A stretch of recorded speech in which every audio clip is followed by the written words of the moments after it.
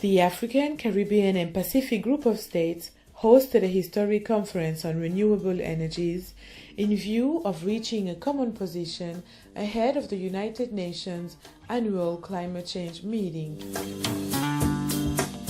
Over 100 investors, researchers, entrepreneurs and policymakers from all over the world joined in the conversation on stimulating sustainable use of renewable energy.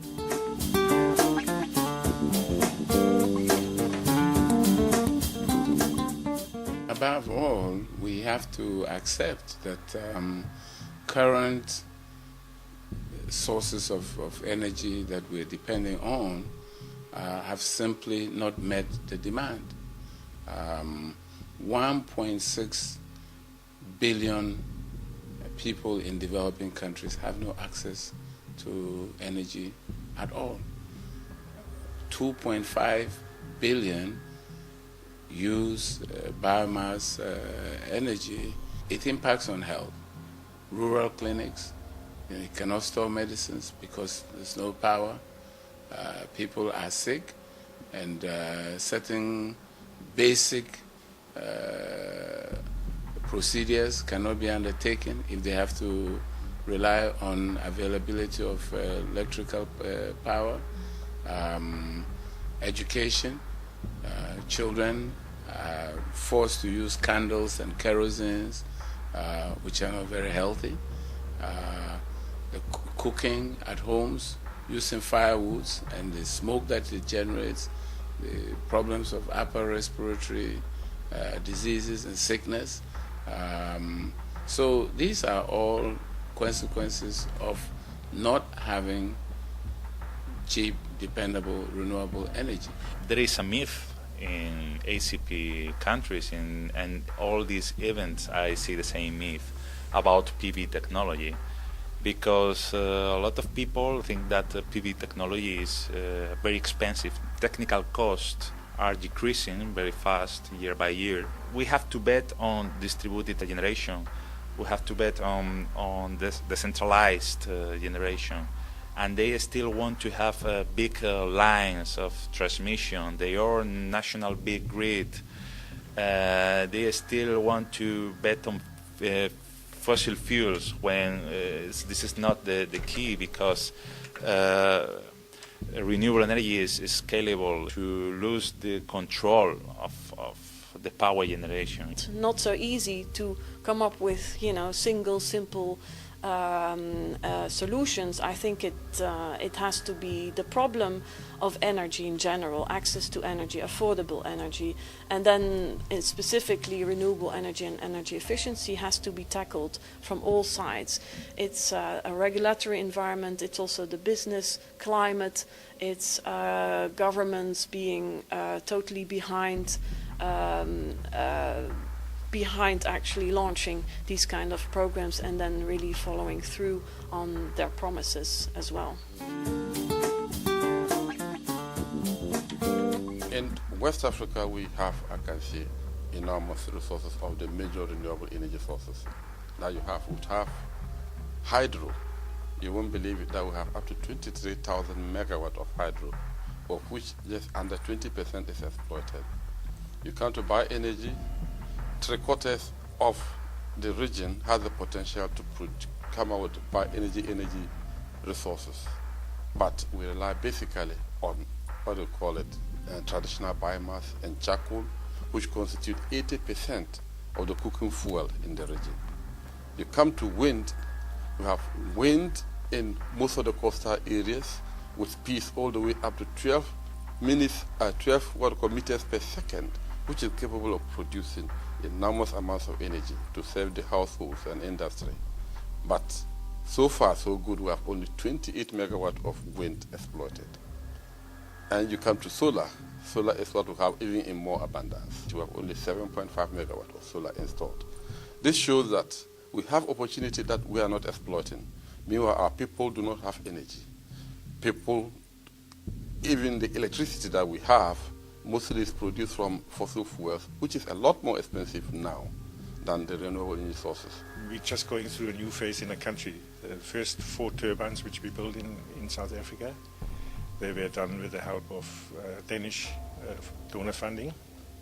So we could actually create a project which sells to the municipality of Cape Town. So the power purchase agreement is one of the most important things. Now it's changed, and nothing would happen after that until we get regulation from the country. We're already starting now to train people. We're even opening a little school for mechatronics.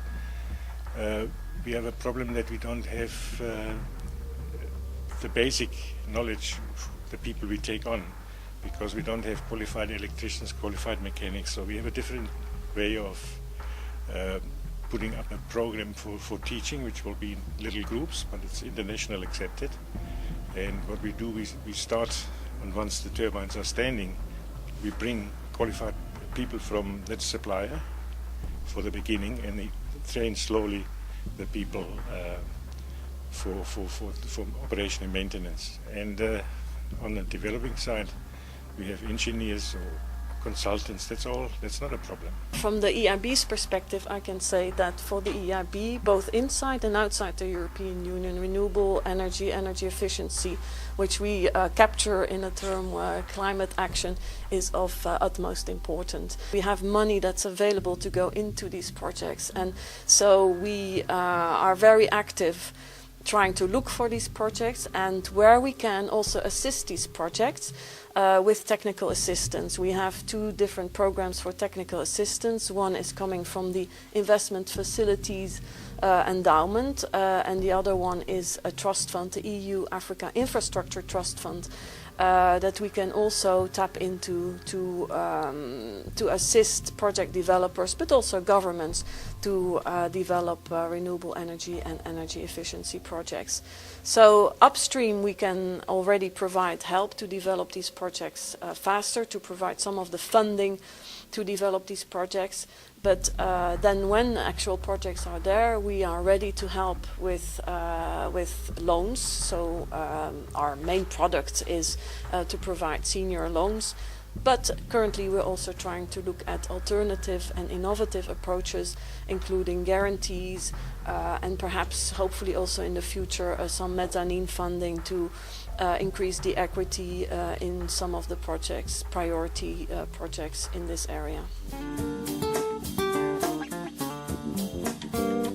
What we expect from Durban is that the global community will appreciate that we need to come to some concrete binding commitments.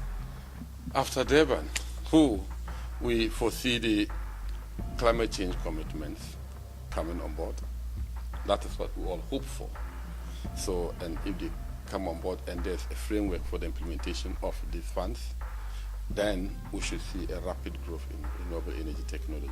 So we just hope that the developed partners, that we may call them, live up to their commitments and then make it a reality for renewable energy. In my view, it is a process, and it's very good to have discussions in Durban. It's very good to focus the whole world on this one big priority of greenhouse gas emissions and the fact that we really need to take care of our planet.